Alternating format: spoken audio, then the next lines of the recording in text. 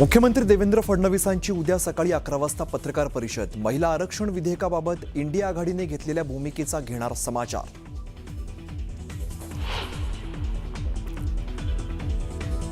महिला आरक्षण विधेयकाच्या समर्थनार्थ महायुतीचा मंगळवारी मुंबईत जनाक्रोश मोर्चा।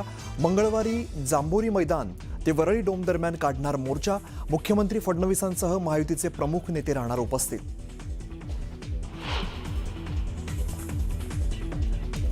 यवतमाळमधून गेल्या 6 महिन्यात तब्बल 34 आदिवासी मुली बेपत्ता झाल्याची चर्चा।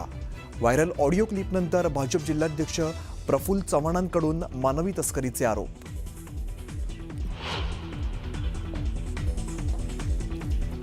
मुंदो अशोक खरातला 5व्या गुन्ह्यात 5 दिवसांची पोलीस कोठडी। 23 एप्रिलपर्यंत खरातची पोलीस कोठडीत रवानगी। मी शंकराचा अवतार असल्याचं सांगत भोंदू खरातचे महिलेवरती लैंगिक अत्याचार। 5व्या गुन्ह्यासंदर्भातील युक्तिवादानंतर धक्कादायक माहिती समोर। बाहेर वाच्यता केल्यास मुलांना साप चावेल अशी धमकी।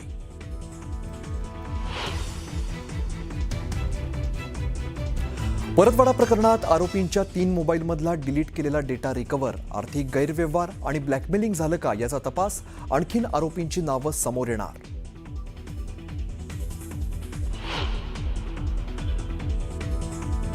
अमरावती लैंगिक अत्याचार प्रकरणावरून वडेट्टीवार आणि नवनीत राणांमध्ये शाब्दिक युद्ध। नवनीत राणा विश्वल्ली, वडेट्टीवारांची टीका तर चिल्लर नेते म्हणत राणांचा पलटवार। नाशिकच्या आयटी कंपनीतील लैंगिक अत्याचार आणि धर्मांतर प्रकरणाची राष्ट्रीय महिला आयोगाकडून दखल। महिला आयोगाचं पथक कंपनीत दाखल। घटनास्थळाची पथकाकडून पाहणी।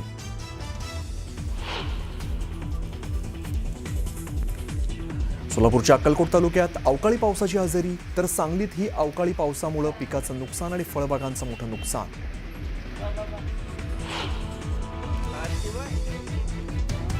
गोंदिया जिल्ह्यातील अर्जुनी मोरगाव परिसरात रानटी हत्तींचा धुमाकूळ।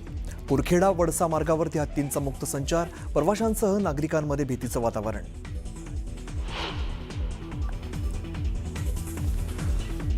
राज्यात अक्षय तृतीयेचा उत्साह। राज्यातील मंदिरांमध्ये अक्षय तृतीयेच्या निमित्ताने आंब्यांची आरास।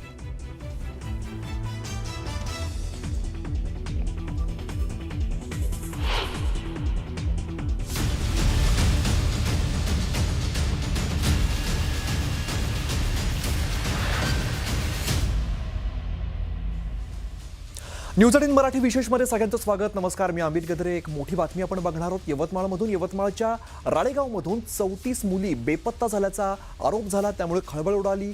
भाजप जिल्हाध्यक्ष प्रफुल्ल चव्हाण यांनी या संदर्भामध्ये मानवी तस्करीचा संशय व्यक्त केलेला आहे आणि या प्रकरणी पोलिसांनी संशयित आरोपी मझहर कुरेशीला ताब्यात घेतलेला आहे आणि अधिकची चौकशी सुरू आहे। खरं तर संशयित आरोपीला पोलिसांनी ताब्यात घेतलेलं होतं, पण पोलिसांनी सोडून दिल्यानंतर तो तेलंगणामध्ये पळून जात असताना पुन्हा एकदा पोलिसांनी आरोपीला ताब्यात घेतलेला आहे। त्याचं घडलं असं की यवतमाळमधील एक तरुणी आणि तिच्या मित्राची फोनवरील कथित संभाषणाची ऑडिओ क्लिप व्हायरल झाली।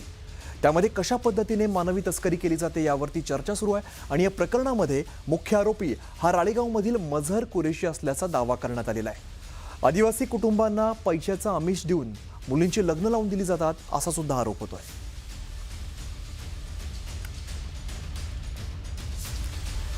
तर सगळ्यात आधी आपण ऐकूया की या व्हायरल होत असलेल्या ऑडिओ क्लिपमध्ये नेमकं काय बोललं गेलंय।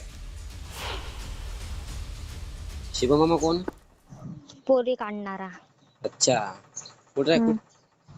कुठच्या आपल्याच गावातला आहे। हे इकडे राहते फुकटनगर मध्ये। अच्छा अच्छा। ते कल्याणी हत्या करते वाटतं ते काम। हो। सोडला का? नाही, बाबा मला आपल्याच गावात दिसते घरापाशी। मोबाईल वर काम करत असते याईनी। अच्छा, असं आहे का? तिचे काम तिले जेल झालती ना ह्या कामासाठी, हा हा। तर म्हणून ते फक्त मोबाईल वर करते, जात नाही कुठं। आता जर तिचं नील झालं ते तर जाते मग। अच्छा, तिचा नवरा? बाबा कल्याणी आत्याचंही लग्न दिलं करून। कल्याणी आत्या निघाली होती ना। मझहर कुरेशी? हो, त्यानंच दिलं। हो का? खतरनाक काम आहे। तो भी करते का काम तसे? कोण? मझहर कुरेशी? नाही हो, ते मजरही करते। मला वाटलं नाही। पैसा किती भेटते मग, पण बदलू व्हायला लागते। तुला काय वाटतं चांगलं काम आहे? नाही मला चांगलं नाही वाटत बा. सांगत हा पैसा भेटते पण बदलवावी लागते. अच्छा अच्छा. हम्म. चौकच आहे का बघते म्हणजे पोरी विकते ना काढते? बापरे फक्त 3-4 हं. रॉकेट आहे यांचं. बापरे, तुला काय लय माहिती जण बा? आहे या कामात.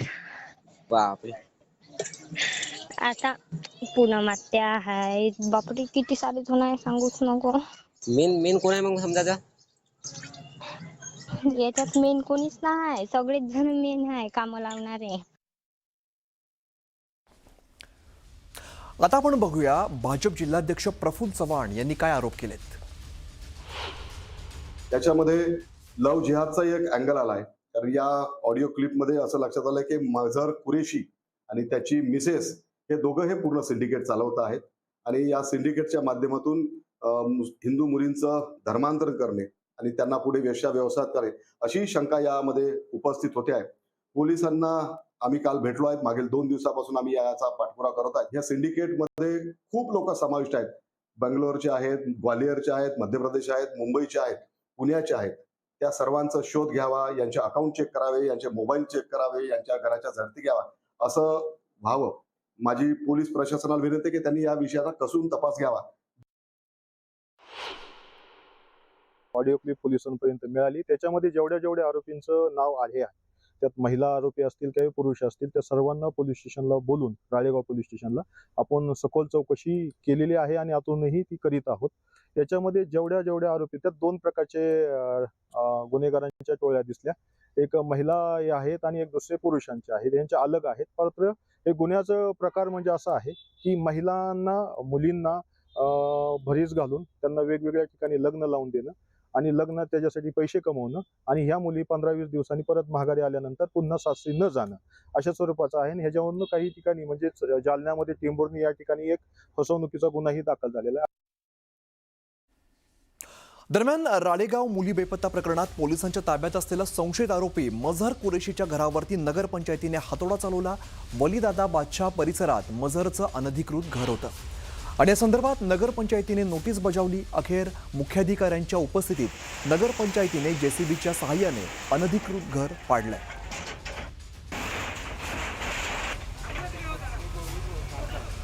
तर मझहर कुरेशीच्या घरावरती हातोडा पडल्याचं आपण बघतो. यवतमाळच्या राळेगावमध्ये त्याचं एक घर आहे, अनधिकृत घर होतं आणि संशयित आरोपीचं जे घर आहे ते आता या मुली बेपत्ता प्रकरणातला तो संशयित आहे आणि त्याच्या घरावरती आता हातोडा पडलेला आहे.